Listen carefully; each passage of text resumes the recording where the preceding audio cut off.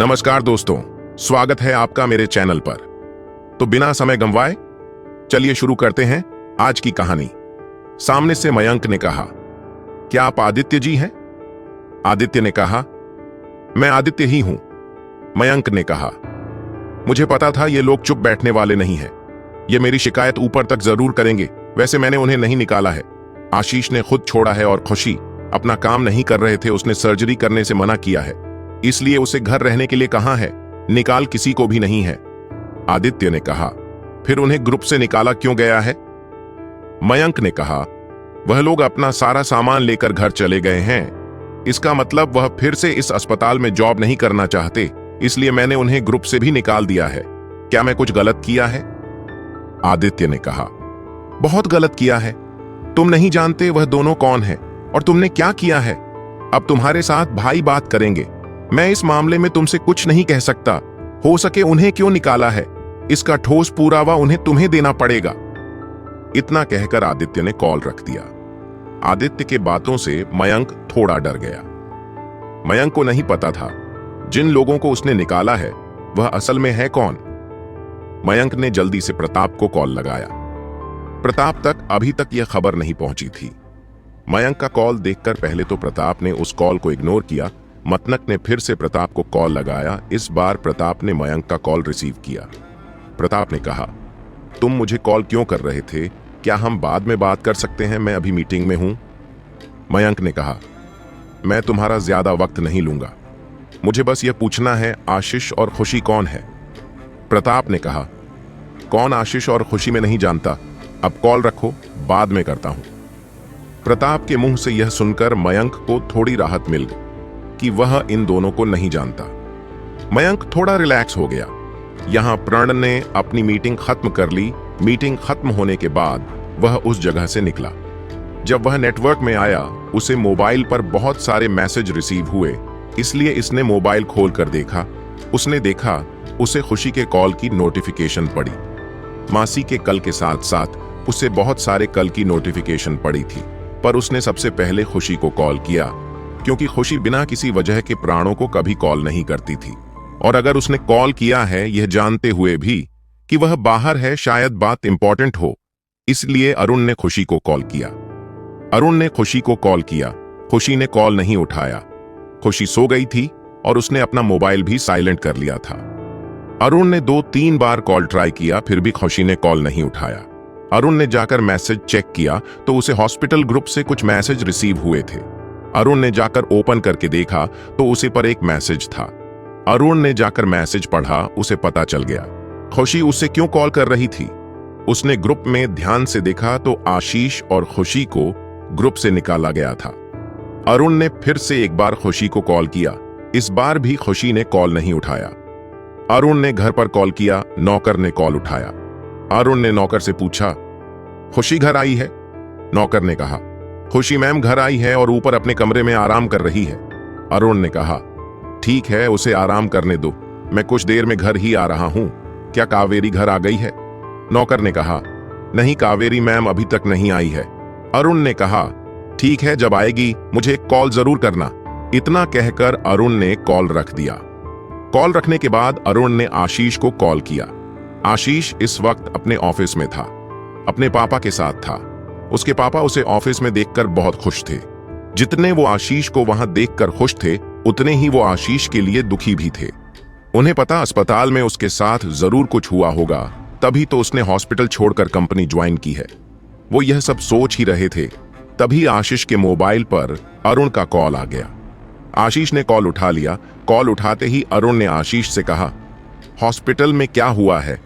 आशीष ने हॉस्पिटल में जो भी हुआ था वह सारी बातें अरुण को बता दी। अरुण को बताते वक्त यह सारी बातें उसके पापा ने भी सुन ली। उसके पापा को पहले ही शक था कि हॉस्पिटल में कुछ हुआ है, और वह सही थे। आशीष ने सारी बातें अरुण को बताने के बाद अरुण ने आशीष से कहा, तुम फिर से हॉस्पिटल आना चाहते हो या अपना बिजनेस संभालने वाले हो? आशीष ने कहा, मैं अपना बिजनेस ही संभालने वाला हूं, वैसे भी कुछ दिनों बाद मैं रिजाइन ही करने वाला था। अरुण ने कहा, ठीक है, तो मैं बस खुशी के लिए हॉस्पिटल में बात करता हूं, पर जिसे तुम दोनों को निकाला है उसे तुम दोनों की असलियत भी बताता हूं। उससे भी तो पता चलना चाहिए उसने कितनी बड़ी गलती की है। आशीष ने कहा, आपको मेरे लिए स्टैंड लेने की कोई जरूरत नहीं है। अब बस खुशी के लिए स्टैंड ले।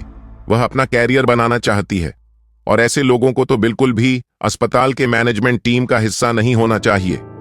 अरुण ने कहा, तुमने सही कहा, मैं जरूर एक्शन लूंगा। इतना कहकर अरुण ने कॉल रख दिया। कॉल रखने के बाद अरुण ने ड्राइवर से गाड़ी सीधे हॉस्पिटल लेने के लिए कहीं ड्राइवर ने गाड़ी हॉस्पिटल के रास्ते मोड़ ली। अरुण ने चलते चलते प्रताप को कॉल किया। प्रताप ने पहले तो कॉल नहीं उठाया। अरुण ने फिर से कॉल किया। इस बार प्रताप ने अरुण का कॉल उठाया। सामने से प्रताप ने कहा, क्या जरूरी काम है? अगर जरूरी काम है तो क्या हम बाद में बात कर सकते हैं? अभी मैं एक इंपॉर्टेंट मीटिंग में हूं। अरुण ने कहा, कौन सी मीटिंग है? प्रताप ने कहा, शेयर होल्डर की मीटिंग है और एक प्रॉब्लम हो गई है, वही सॉल्व कर रहे हैं। अरुण ने कहा, बस 2 मिनट निकालकर मेरी बात सुन लीजिए, बात अर्जेंट है, इसलिए मैंने आपको कॉल किया है। प्रताप ने सभी शेयर होल्डर से कहा, मैं 2 मिनट में आया, तब तक आप शुरू रखें। इतना कहकर प्रताप मीटिंग हॉल से बाहर आ गया। प्रताप के वहां से जाने के बाद वहां के शेयर होल्डर में प्रताप को लेकर बातें चलने लगी। प्रताप ने बाहर आकर अरुण से कहा, बोलो क्या बात है? अरुण ने कहा, मुझे पता चला है जो हॉस्पिटल का चीफ है वो तुम्हारा दोस्त है। प्रताप ने कहा, क्या तुम मयंक के बारे में बात कर रहे हो? अरुण ने कहा, हां, मैं उसी के बारे में बात कर रहा हूं। प्रताप ने कहा, क्या हुआ है? अरुण ने कहा, उसने खुशी और आशीष को जॉब से निकाला है। तुम्हें तो पता है मानसिक प्रेग्नेंट है और उसे अब 6 महीना है। उससे ज्यादा काम हो नहीं पाता और पिछले कुछ दिनों से कावेरी छुट्टी पर है, इसलिए वही सारा काम देख रही है। वह ज्यादा देर तक खड़ी नहीं रह पाती, जल्दी थक जाती है, इसलिए उसने आज सर्जरी करने से मना कर दिया। इसलिए उसे उस डॉक्टर ने जॉब से निकाल दिया। प्रताप ने कहा, कुछ देर पहले मुझे उसका कॉल आया था और वह पूछ रहा था आशीष और खुशी के बारे में। अरुण ने कहा, तो आपने क्या कहा उसे? प्रताप ने कहा, मैंने कहा मैं नहीं जानता उन दोनों को, तब मुझे पता नहीं था वह कौन सी खुशी और आशीष के बारे में बात कर रहा है। अगर उसने पूरा नाम लिया होता तो शायद पता चल जाता। अरुण ने कहा, मैं अभी हॉस्पिटल जा रहा हूं, अब तुम बताओ मुझे उसे क्या सजा देनी चाहिए? प्रताप ने कहा, तुम्हें जो सही लगे हो करो, उसके साथ में कुछ नहीं कहूंगा, और हो सके तो मैं अस्पताल में अपना जो हिस्सा है वह मासी को दे दूंगा। वैसे भी वह एक डॉक्टर है और वो यह हॉस्पिटल अच्छे से संभाल सकती है। अरुण ने कहा, तुम्हें पता है तुम क्या कह रहे हो? तुम्हें यह सब करने की जरूरत नहीं है। मैंने अस्पताल की जो प्रॉपर्टी मेरे नाम थी वो उसके नाम पहले करवा दी है। अब वह तुम्हारे बराबर की हिस्सेदारी है, वह भी उस हॉस्पिटल की मालकिन है। यह बात मैं आज पूरे हॉस्पिटल मेंबर को बताने वाला हूं। प्रताप ने कहा, ठीक है, तुम्हें जैसा सही लगे वैसा करो, मैं चलता हूं, मुझे मीटिंग कंटिन्यू करनी है। इतना कहकर प्रताप ने कॉल रख दिया। अरुण हॉस्पिटल चला गया। अरुण हॉस्पिटल जाकर सीधे मयंक के केबिन में चला गया। मयंक अरुण को अपने केबिन में देखकर थोड़ा डर गया और अपने चेयर से उठकर खड़ा हो गया। मयंक ने कहा, अरुण सर, आप यहां, मुझे बुला लिया होता मैं आ जाता। अरुण ने कहा, मेरे पास उतना वक्त नहीं था कि मैं तुम्हें बुलाऊं और तुमसे बात करूं, इससे अच्छा मैं यहां चला आया। मयंक ने कहा, आपको मुझसे क्या काम है? वैसे तो आप यहां नहीं आएंगे। अरुण ने कहा, काम तो है तभी तो आया हूं। तुम बिना किसी रीजन के लोगों को जॉब से निकाल रहे हो। तुम्हें पता भी है तुमने जिसे जॉब से निकाला है वह है कौन? मयंक ने कहा, मैंने किसी को जब से नहीं निकला। आशीष ने खुद जॉब छोड़ी है और खुशी को मैंने आराम करने के लिए कहा है क्योंकि उससे काम नहीं हो रहा। इसमें मैंने कहा किसी को निकाला है। अरुण ने कहा, तुमने उन्हें जॉब से नहीं निकाला, तूने ग्रुप से क्यों निकाल दिया है? तुम्हें क्या मैं बेवकूफ दिखाई देता हूं जो इतने सारे काम छोड़कर यहां आया हूं? मयंक चुप हो गया और उसने अपना सर नीचे झुका लिया। अरुणा ने कहा, तुमने जिस जब से निकाला है उसका पूरा नाम जानते हो? मयंक ने ना मैं सर हिलाया। अरुण ने कहा, ठीक है, मैं ही बताता हूं तुम्हें। अरुण ने कहा, उसका पूरा नाम है खुशी अरुण रायजादा। अब तेरे समझ में आया वो कौन है? अरुण के मुंह से खुशी का पूरा नाम सुनकर मयंक के तो पैरों से जमीन खिसक गई। अरुण ने आगे कहा, और यह हॉस्पिटल भी उसी के नाम पर है। अब बोलो, तुम उसे कैसे निकाल सकते हो? यह अधिकार तुम्हें है हॉस्पिटल के मालिक को ही हॉस्पिटल से निकालने का। मयंक ने कहा, सॉरी सर, मुझसे गलती हो गई। मैं नहीं जानता था खनुशी मैम कौन है। मुझे माफ कर दीजिए। आगे से मुझसे ऐसी गलती नहीं होगी। मैं आपसे वादा करता हूं। आशीष की वजह से हुआ है। मैं उसे टारगेट करना चाहता था, पर उसके साथ खुशी थी, इसलिए मैंने उसे भी टारगेट किया। अरुण ने कहा, तुम लोगों को टारगेट करना चाहते हो ना, तो मैं तुम्हें बता दूं, जिससे तुम टारगेट करना चाहते हो वह तुम्हारे जैसे ना जाने कितने डॉक्टर खरीदने की औकात रखता है। जितनी तुम्हारी महीने की कमाई है उतना तो वह एक ही दिन में कमाता है। और तुमने उन दोनों के बारे में क्या मैसेज किया है? तुम्हें शर्म आनी चाहिए एक भाई बहन के लिए ऐसा बोलने में। मयंक ने कहा, सॉरी सर, सच में मुझसे गलती हो गई। आगे से नहीं होगी, प्लीज इस बार मुझे माफ कर दीजिए। मैं आगे से पूरा ध्यान रखूंगा, कैसी गलती ना हो। अरुण ने कहा, अगर माफी मांगनी है तो उन दोनों से मांगो। अगर उन दोनों ने तुम्हें माफ कर दिया तो मैं भी कर दूंगा। मयंक ने अपना मोबाइल निकाला और जल्दी से खुशी को कॉल किया, पर खुशी ने कॉल रिसीव नहीं किया। मयंक ने अरुण से कहा, खुशी मैम फोन नहीं उठा रही। अरुण ने कहा, उसने अपना मोबाइल साइलेंट पर डाला है, वह आराम कर रही है, वह कॉल नहीं उठाएगी। मयंक ने कहा, तो मैं अब उनसे कैसे माफी मांगूंगा? अरुण ने कहा, तुम देख लो तुम कैसे उससे माफी मांगोगे।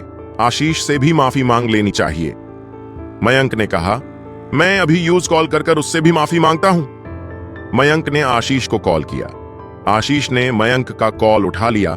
सामने मयंक ने कहा, मैंने तुम्हारे साथ बहुत बुरा बर्ताव किया है, प्लीज मुझे माफ कर दो। मुझे नहीं पता था तुम इतने बड़े आदमी हो।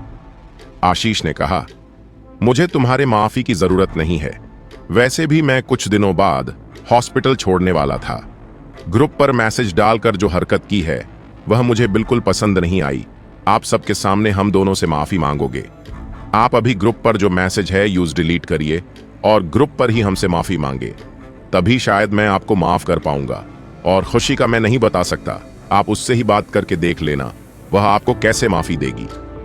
मयंक ने कहा, ठीक है, तुम जैसा चाहते हो वैसा ही होगा। मानक ने जल्दी से व्हाट्सएप ग्रुप पर जो मैसेज था उसे डिलीट किया। फिर से उसने खुशी आशीष को ज्वाइन कर लिया और सारे ग्रुप मेंबर के सामने उन दोनों से माफी मांगी। मयंक ने अरुण से कहा, मैंने जैसा आशीष ने कहा था वैसे किया है। मैं खुशी मैम से कल हॉस्पिटल में बात कर लूंगा। अरुण ने कहा, ठीक है, तो मैं चलता हूं, और आगे से इस बात को याद रखना, अगर तुमने किसी भी डॉक्टर के साथ ऐसी हरकत की तो तुम्हें अपने जॉब से हाथ धोना पड़ेगा। मयंक ने कहा, मुझसे आगे से ऐसी हरकत बिल्कुल भी नहीं होगी। मैं एक बार गलती कर चुका हूं, आगे नहीं करूंगा। अरुण ने कहा, देखते हैं। इतना कहकर अरुण वहां से चला गया। अरुण घर आ गया। खुशी अभी तक सोई हुई थी। अरुण अपने कमरे में गया। उसने देखा खुशी सो रही है। वह जाकर फ्रेश हो गया और फ्रेश होकर खुशी के पास आया। उसने खुशी के कान के पास जाकर कहा, उठ जाओ, कितनी देर सोवोगी? 5 बज चुके हैं। अगर ज्यादा से होगी तो तुम्हें रात को नींद नहीं आएगी। अरुण के आवाज से खुशी ने अपनी आंखें खोली। उसने अपने सामने देखा, सामने अरुण था। खुशी में अरुण से कहा, आप आ गए? अरुण ने कहा, हाँ मैं आ गया, अब उठ जाओ, मैं तुम्हें कहीं लेकर जाने वाला हूं। खुशी ने कहा, सच? आप मुझे कहीं लेकर जाने वाले? अरुण ने हाँ मैं सर हिलाया। खुशी ने कहा, अच्छा हुआ आप जल्दी आ गए, वैसे भी मुझे आपसे बात करनी थी। अरुण ने कहा, क्या बात है बोलो। खुशी ने कहा, मेरा अब 6 महीना खत्म होने वाला है, मुझे डॉक्टर के पास जाकर सोनोग्राफी करनी है, क्या आप मेरे साथ आएंगे? अरुण ने कहा, कब जाना है? खुशी ने कहा, कल जाना है। अनीता ने कहा है, वह भी डॉक्टर के पास जाने वाली है, हम लोग उनके साथ जा सकते हैं। अरुण ने कहा, ठीक है, हम सब लोग डॉक्टर के पास जाएंगे, मैं डॉक्टर से अपॉइंटमेंट लेकर रखता हूं। अब चलो चलकर फ्रेश हो जाओ। खुशी जल्दी से फ्रेश होने चली गई। कुछ ही देर में खुशी फ्रेश होकर आ गई। अरुण ने ही खुशी से कहा, अपना व्हाट्सएप ग्रुप खोलकर देखो, तुम्हारे लिए कुछ है वहां। खुशी ने कहा, क्या है? अरुण ने कहा, खुद देख लो, पता चल जाएगा। खुशी मेरा मोबाइल उठाकर देखा तो उसके मोबाइल पर बहुत सारे मिस कॉल। खुशी ने खोलकर देखा तो अरुण और मयंक के मिस कॉल थे, बहुत सारे। खुशी ने अरुण से कहा, क्या आप मुझे कॉल कर रहे थे? अरुण ने कहा, हाँ, मैं तुम्हें कॉल कर रहा था, पर तुमने तो अपना मोबाइल साइलेंट करके रखा था। खुशी कहा, सॉरी, मुझे नहीं पता था कि आप मुझे कॉल करेंगे। अरुण ने कहा, कोई बात नहीं, तुमने जिस वजह से मोबाइल खोला है वह तो देख लो पहले। खुशी ने जाकर व्हाट्सएप ग्रुप खोला। उसने जाकर देखा मयंक ने वह मैसेज डिलीट किया है और उन दोनों को फिर से ऐड करके उन दोनों से माफी भी मांगी है। खुशी ने अरुण से कहा, क्या यह सब आपने करवाया? अरुण ने कहा, और कौन कर सकता है? और एक बात हमेशा याद रखना, तुम उस हॉस्पिटल की मालकिन हो, इसीलिए तुम्हें किसी की सुनने की जरूरत नहीं है और तुम्हें हॉस्पिटल से कोई नहीं निकाल सकता। तुम जिसे चाहो निकाल सकती हो। खुशी ने कहा, क्या? और एक कब हुआ मैं कैसे हॉस्पिटल की मालकिन हूं? अरुण ने कहा, मेरे नाम जो हॉस्पिटल की प्रॉपर्टी थी मैंने वह तुम्हारे नाम कर दी है। अब तुम और भाई दोनों इस हॉस्पिटल के ऑनर हो। खुशी ने कहा, पर आपने ऐसा क्यों किया? अरुण ने कहा, मैं ज्यादा कुछ जानता नहीं, तुम्हें तो पता है, और तुम सब कुछ अच्छे से जानती हो, भाई भी यह सब कुछ जानता है, इसलिए मैंने अपने हिस्से की प्रॉपर्टी तुम्हारे नाम कर, अब तुम इसके बारे में कुछ नहीं कहोगी। खुशी ने कहा, ठीक है, मैं आपसे इसके बारे में अब और कुछ नहीं कहूंगी। चलो, आप मुझे कहां लेकर जाने वाले हैं? हाँ। अरुण और खुशी अपने कमरे से नीचे आ गए। आदित्य और अनीता भी आ गए थे। आदित्य और अनीता ने खुशी और प्राणों को देखकर कहा, तुम दोनों कहां जा रहे हैं? अरुण ने कहा, यही गार्डन में जा रहे थे, तुम दोनों को आना हो तो चल सकते हो, कुछ नए मेहमान आए हैं, छोटे छोटे, उनसे मिलने जा रहे थे। अनीता ने कहा, छोटे छोटे मेहमान? अरुण ने कहा, कुछ रैबिट के बच्चे पैदा हुए हैं, अब वह चाल फिर रहे हैं, सोचा इसे जाकर दिखा। अनीता ने कहा, मुझे भी देखना है, मैं भी साथ आती हूं। खुशी ने कहा, तुम जाओ, जाकर फ्रेश होकर आओ, हम लोग तुम्हारा इंतजार करते हैं। खुशी और अरुण अनीता का नीचे लिविंग एरिया में इंतजार करने लगे। आदित्य और अनीता रेडी होकर नीचे आ गए और चारों लोग बाहर जाने वाले थे कि मेन गेट से उन्हें कावेरी आते हुए दिखाई दी। वह रुक गए। वह लोग उसे पूछना चाहते थे, वह दिन भर कहां थी, उन लोगों ने कितनी बार उसे कॉल किया, पर उसने कॉल रिसीव नहीं किया। जैसे ही कावेरी अंदर आ गई, अरुण ने कावेरी से कहा, कहां थी तुम सुबह से? हम लोगों ने तुम्हें कितना कॉल किया, तुम्हारे घर वाले भी तुम्हें कितना कॉल कर रहे थे, पर तुमने किसी का भी कॉल रिसीव नहीं किया। कावेरी ने कहा, कुछ नहीं, मैं अपने कमरे में जा रही हूं, आकर आप लोगों से बात कर लूंगी। इतना कहकर कावेरी वहां किसी के भी सवाल का बिना जवाब दिए अपने कमरे में चली गई। उसने अपना बैग उठाया। उसने पहले से ही अपना बैग पैक करके रखा था। कावेरी ने कहा, कुछ नहीं, मैं अपने कमरे में जा रही हूं, आकर आप लोगों से बात कर लूंगी। इतना कहकर कावेरी वहां किसी के भी सवाल का बिना जवाब दिए अपने कमरे में चली गई। उसने अपना बैग उठाया। उसने पहले से ही अपना बैग पैक करके रखा था। बैग लेकर नीचे आ गई। उसे बैग लेकर आता देखकर चारों एक दूसरे को देखने लगे। कावेरी बैग लेकर लिविंग एरिया में आ गई। खुशी ने कावेरी से कहा, बैग लेकर तुम कहां जा रही हो? कावेरी ने कहा, आप सब लोग तो यही चाहते थे ना कि मैं जल्दी से जल्दी यहां से चली जाऊं, तो मैं आप जा रही हूं और कभी नहीं आऊंगी। अगर मेरे बातों से तुम लोगों को बुरा लगा हो तो प्लीज मुझे माफ कर देना। मेरे प्रेगनेंसी की वजह से मैं लोगों से ऐसा बर्ताव कर रही थी। मुझे खुद समझ नहीं आ रहा था मैं इतना कैसे बदल गई, इसलिए मैंने अपने प्रेगनेंसी को ही खत्म कर दिया है।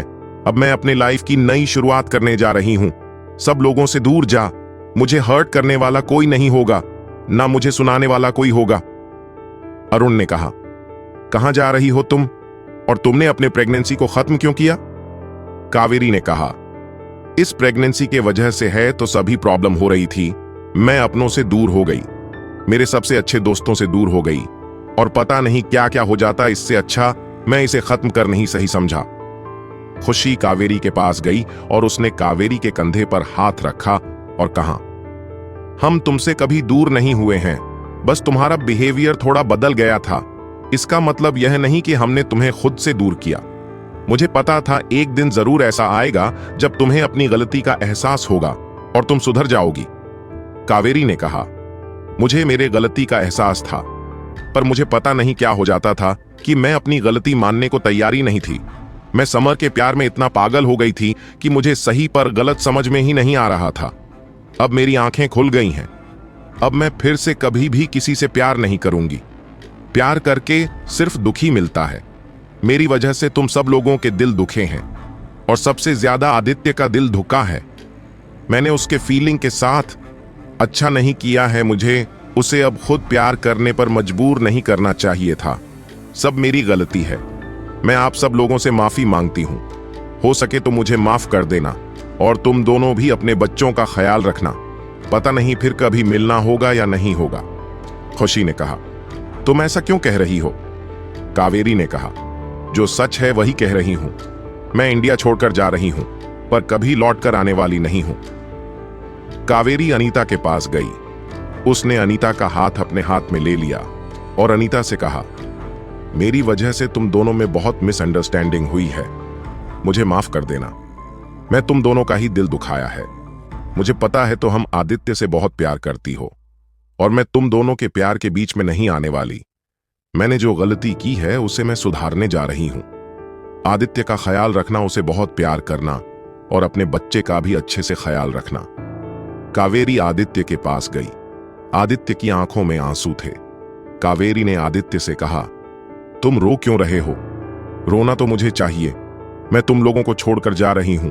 अब रोना बंद करो और अपने फैमिली का अच्छे से ख्याल रखना। अब मैं चलती हूं। इतना कहकर वह अरुण के पास आ गई। उसने अरुण के सामने हाथ जोड़ और कहा, मैंने तुम्हें बहुत सुनाया है और बहुत भला बुरा भी कहा है। प्लीज मुझे माफ कर दो। मैं इतना कहने की और सुनने के बाद भी तुमने मुझे अपने घर में रखा और मेरे बारे में फिक्र की। ये मेरे लिए बहुत है। मैंने अपने फैमिली को कुछ नहीं बताया और तुम लोग भी मेरे फैमिली को सच्चाई नहीं बताओगे। बस मैं उन लोगों से इतना कहा है कि मैं इंडिया छोड़कर जा रही हूं। अगर उन लोगों को सच्चाई पता चल गई तो उन लोगों का दिल टूट जाएगा। अब मैं चलती हूं। आखिरी बार उन लोगों से भी मिल लेती हूं। 10 बजे मेरी फ्लाइट है। अरुण ने कहा, रुको, मैं तुम्हें छोड़ने आता हूं। कावेरी ने कहा, नहीं, मैं गाड़ी लेकर आई हूं। मेरे साथ ड्राइवर है, वह मुझे घर लेकर जाएगा। तुम लोगों को छोड़ने आने की जरूरत नहीं है। कावेरी ने अपना बैग पकड़ा और वह घर से बाहर जाने लगी। सभी लोग उसके पीछे पीछे मेन गेट तक आ गए। सब लोगों ने उसे गाड़ी में बिठाया और उसे बाएं कर दिया। कावेरी के जाने के बाद खुशी रोने लगी। खुशी अरुण के गले लग गई। अरुण ने खुशी से कहा, जो होना था वह हो गया। हम उसे रोक तो नहीं सकते। अब उसे उसके आगे के लाइफ के लिए शुभकामना दो। रोने की जगह वह अपने लाइफ की एक नई शुरुआत करना चाहती है और वह तुम लोगों की ब्लेसिंग ही उसके काम आएगी। अरुण ने देखा, आदित्य और अनीता के भी आंखों में आंसू थे। अरुण ने सब लोगों से कहा, चलो, मैं तुम लोगों का मूड फ्रेश कर देता हूं। चलो, हम चलकर अपने नन्हे मेहमानों से मिल लेते हैं। अरुण उन सबको लेकर, जो उसने एनिमल और बर्ड की दुनिया बनाई थी, वहां लेकर आ गया। वह सब लोग अंदर चले गए। वहां का जो केयर टेकर था, उन लोग को देखकर उसने कहा, चलो, मैं पहले आप लोगों को खरगोश के नन्हे नन्हे बच्चे दिखाता हूं और गिलहरी के भी। कुछ देर में अंधेरा हो जाएगा। वह अपने मां के पास चले जाएंगे, फिर आप लोगों को देखने को नहीं मिलेंगे। वह केयर टेकर जहां खरगोश के बच्चे खेल रहे थे, वहां उन चारों को लेकर गया। जहां बच्चे खेल रहे थे, वहां से ही कुछ दूरी पर वह सब लोग रुक गए। उन केयर टेकर ने वहां से खड़े होकर उन लोगों को उन्होंने बच्चों के बारे में बताया। वह नन्हे बच्चे 1.5 महीने के थे। खुशी ने कहा, मैं इसे छू सकती हूं। केयर टेकर कहा, आपको इसे छूने से पहले इनके मां से परमिशन लेनी होगी। खुशी ने कहा, मैं उनके मां से कैसे बात करूंगी? क्या वह मेरी बात को समझ पाएगी? केयर टेकर ने कहा, अब कोशिश करके तो देखिए, शायद समझ पाएगी। खुशी ने कहा, इन बच्चों की मां कौन सी है? केयर टेकर ने एक पेड़ के तरफ उंगली दिखाते हुए कहा, उस पेड़ के नीचे जो बैठी हुई है और बच्चों पर नजर रखे हुए हैं, यह है उनकी मां। खुशी उस खरगोश के पास चली गई। उस खरगोश का पूरा ध्यान अपने बच्चों पर था।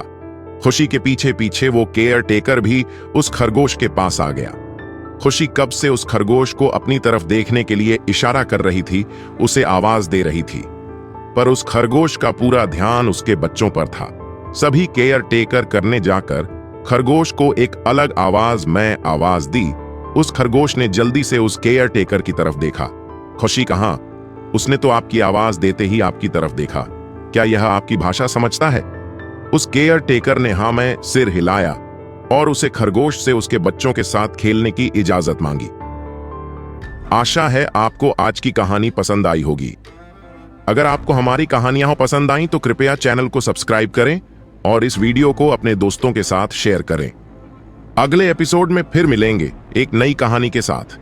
तब तक के लिए खुश रहें और सुरक्षित रहें। धन्यवाद।